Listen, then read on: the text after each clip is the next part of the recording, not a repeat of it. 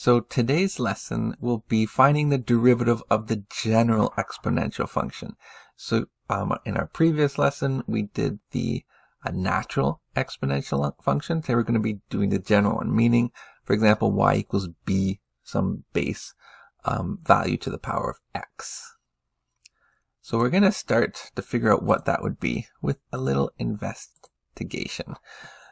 So in this investigation, we're going to use Desmos to help us. So we're going to start by graphing y equals 2 to the x, and we can tell Desmos just to graph the derivative of 2 to the x.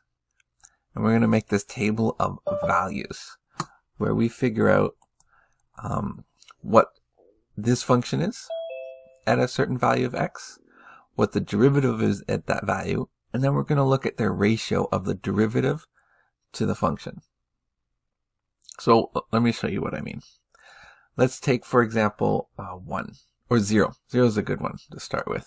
So over here I've plotted the red line equals 2 to the power of x, and the blue line is the derivative of 2 to the power of x. You can notice some things straight off the bat. One, they're not the same like they were in our previous lesson. And two, they look like they're still increasing at the same rate, which is interesting, but they're slightly off.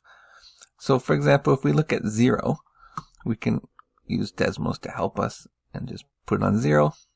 The function is 0.693, and the derivative is, the function is 1 and the derivative is 0.693. So we'll go back over here. And we'll write for 0, the function is 1, and the derivative is 0.693. That means if we take the derivative and divide it by the function, so 0.693 divided by 1 is, well, 0.69. I'm just going to round that final answer to 2 digits. And then we're going to do the same thing for 3 to the x. So we're going to do another table where we analyze 3 to the power of x and its derivative. So I can show you that. So let me just take these ones off.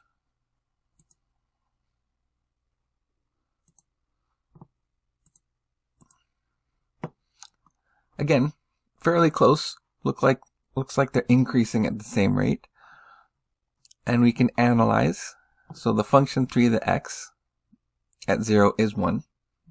As it should be, and its derivative is 1.0986. So we can go to our sheet and write at 0, function is 1, and its derivative is 1.0986.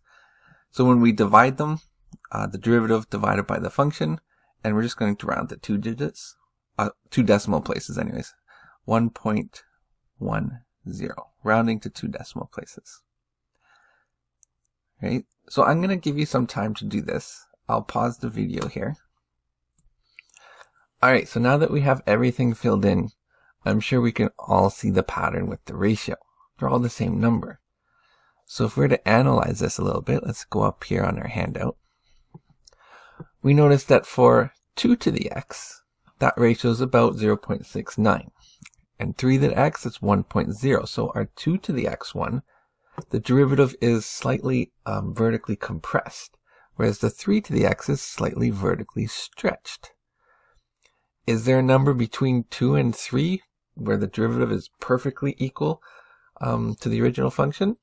Or put another way, where this ratio is equal to 1? So yes, that was Euler's number. We did that yesterday. Okay. Alright, but let's try and figure out what that derivative would actually be, as opposed to having to do a table of values constantly for every time. We don't want to have to do that. So let's go over to figure that out. We're going to go right back to first principles. It's been a while, but let's look at limits. So let's say we have some function b to the x, and we want to find what its derivative is. So we're going to use the limit of the difference quotient. If you forget that, you're going to have to go way back to probably the first episode of the second unit. I just called my lessons episodes. That's weird. Okay. So we have the limit as h approaches 0 for the function which is at some little bit plus h minus that function over h. So when we substitute our function b to the x, we get b to the x plus a little bit of h minus b to the x over h.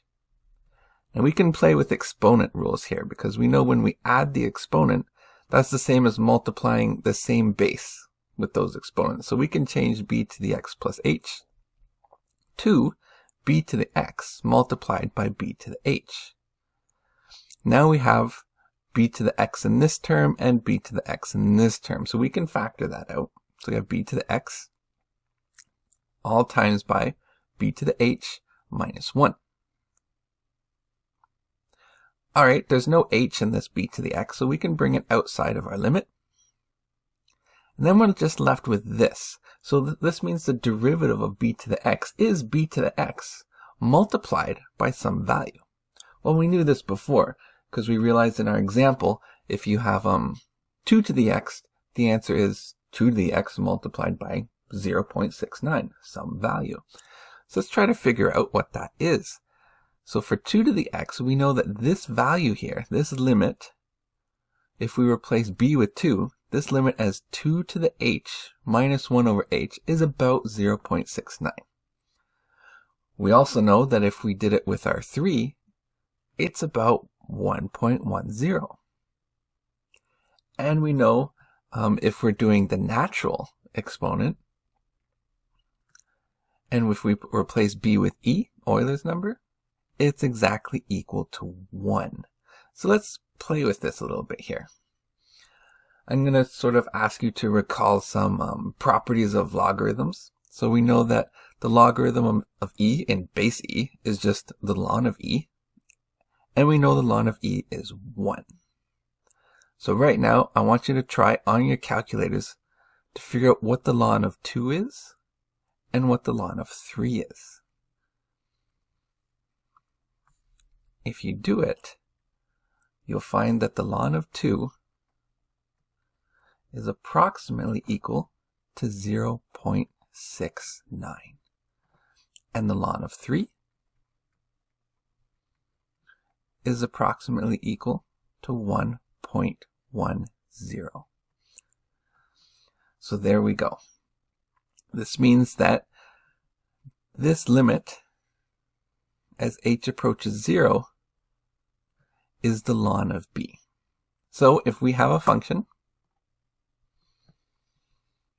a general exponential function b to the x, its derivative is the ln of that base b multiplied by b to the x. Now if we had something more complicated and we had, say, b to the power of some function of x, well then its derivative is still going to be b to the power of some function of x, that same thing. But now we're going to multiply it by the ln of the base b and the derivative of that function in the exponent. So knowing this, let's go try some examples.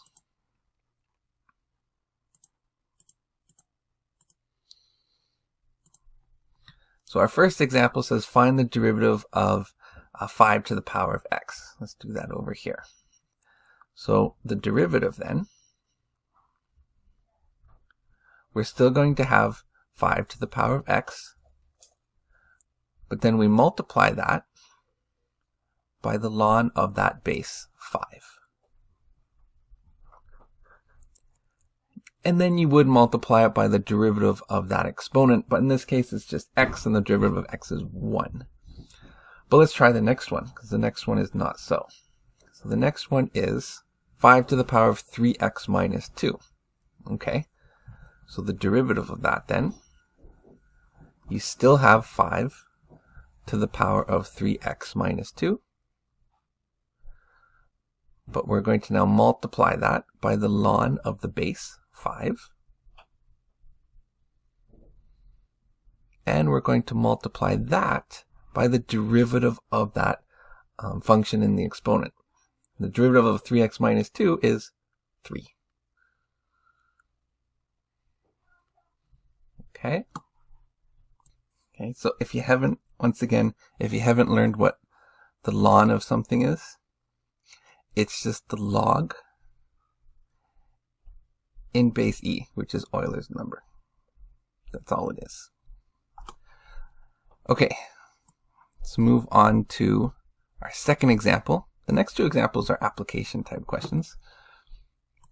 So the first one says, on January 1st, 1850, the population of Gold Rush Town was 50,000. The size of the population since then can be modeled by this function, where t is the number of years since January 1st, 1850. Question A says, what was the population of Gold Rush Town on January 1st, 1900? So this is 50 years later. So that means t will be equal to 50. I can probably fit that in here. So what we're going to do then is find what the population is when t is 50. So we're just going to substitute 50 in for t. And so that gives us 50,000 times 0.98 to the exponent of 50. You can use your calculator for that, and you'll get 18,208. So I guess the gold rush is over. All right, let's try part B. It says, at what rate was the population of Gold Rush Town changing on January 1st, 1900? Was it increasing or decreasing? It looks like it's decreasing, but who knows? I don't know where the maximum minimum is. So let's find the derivative first of p of t, and then we'll see what that value is when t is 50.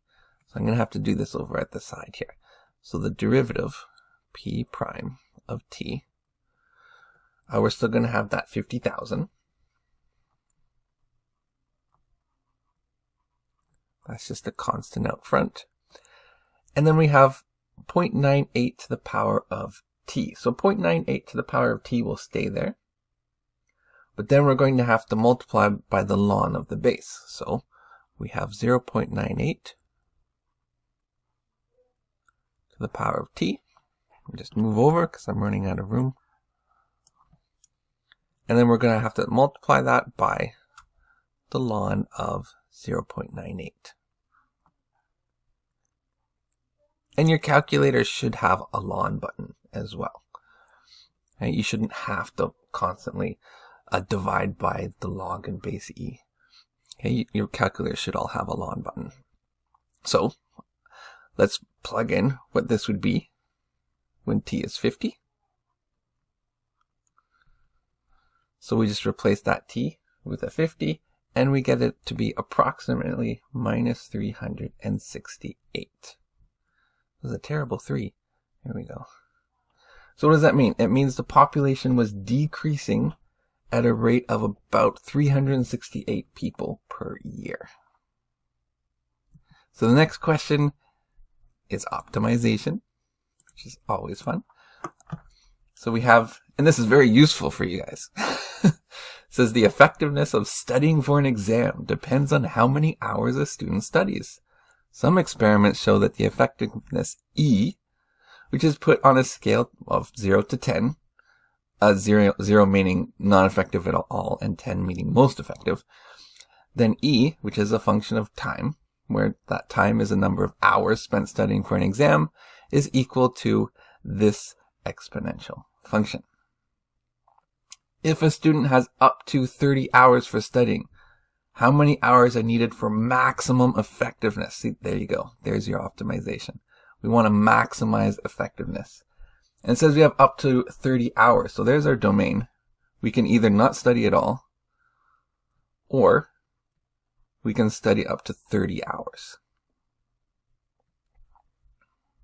Okay, well, if we want to find a maximum or minimum, we have to take the derivative. So let's find the derivative here. So e prime of t, well, we can just leave that 0.5 where it is. It's just a, oh, I had trouble there. It's just a constant. All right, that 10, the derivative of just the value 10 is 0. So we're going to leave that out. And then we're left with this term. This is a function of t multiplied by another function of t. So we're going to have to use the product rule.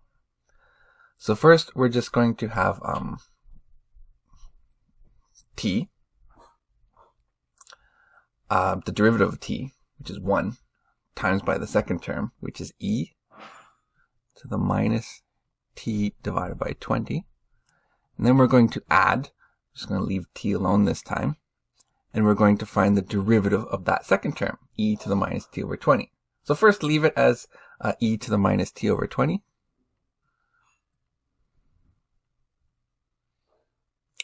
And then this is a natural exponential function. Now, if you want the same rules apply, we can still multiply that by the ln of the base. We can do that. However, the ln of the base is, remember that the ln is just equal to the log in base e. So, if we write it like this, that's just the log of e divided by the log of e. It's 1. Right, so you can use that same rule we've learned today for general exponentials for your natural one, but you're always going to be multiplying by just 1.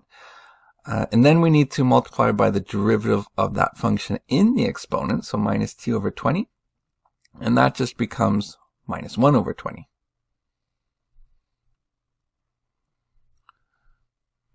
So there's our derivative, but we can clean that up a bit, because you'll notice we have e to the minus t over 20 in both terms, so we can sort of factor that out of that big bracket there.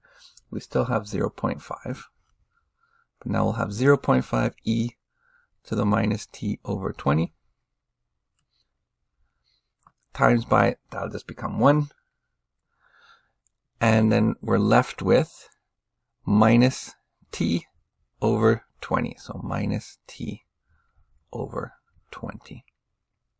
So there's our derivative, and what we're going to do is we're going to set it equal to 0 to look for any maximum or minimum. Alright, well if t equals 0, well this whole first term, if t equals 0, that's just going to give you e to the power of 0, and anything to the power of 0 is just 1. So what we need to do is look at what's in that bracket. When will that be 0? Alright, so when is this true? 1 minus t over 20. Alright, so we can rearrange this a little. So t over 20 would be 1, and so 20 is equal to t. So we need to test now. We need to test our extremes at the end of our interval for our domain, and we need to test this value, because that could be a minimum. So I seriously doubt e of 0 is going to lead us with much, but if we sub in 0 steady time all the way back into our original function here, you're actually left with 5. If we sub in 20 hours into that original function, we're left with 8.7. And if you sub in 30 hours into that original function, we are left with 8.3. So, how many hours are needed for maximum effectiveness? According to this function, 20 hours.